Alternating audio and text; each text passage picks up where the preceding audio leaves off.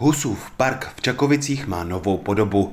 Městská část dlouhá léta přemýšlela, jak park zrevitalizovat. Obyvatelé a návštěvníci Čakovic v něm teď najdou řadu zajímavých prvků. Když se podíváte na to stromořadí, který je za mnou, který je 6x7, je řada těch stromů, jsou to jabloni červené a to přesně ukazuje nebo poukazuje na smrt Jana Husa, která byla 6.7.1415.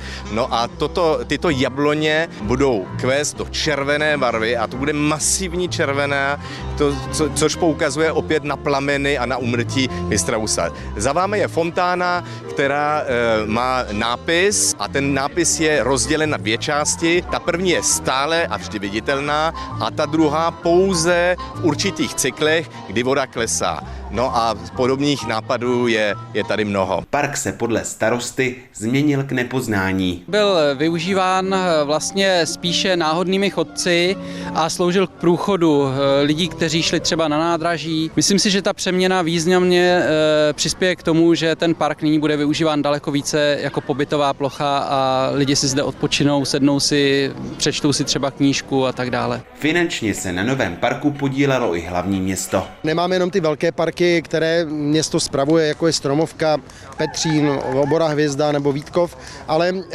je důležité, abychom tu zeleň dávali do pořádku i u těch menších sídelních míst. Tmavá dlažba parku evokuje podle architektky dno rybníka, který dříve na místě byl. Jednou z dominant parku je i zeď, která má na sobě speciální nanonátěr a dokáže čistit vzduch. My jsme chtěli, aby ten park vždycky sloužil jako všem generacím, takže vlastně tamhle vidíte za mnou květinové záhony, kde je takový klid, je to takovýto posezení, potkání se s přáteli, tady to je taková aktivní zóna, kde právě máme tu fontánu, kdy už od začátku bylo cílem, chtěla jsem, aby se tam děti opravdu chodili brouzat, což se tady spontánně děje, takže z toho mám fakt radost. V parku by se podle vedení městské části mohly konat například menší kulturní akce nebo svatby.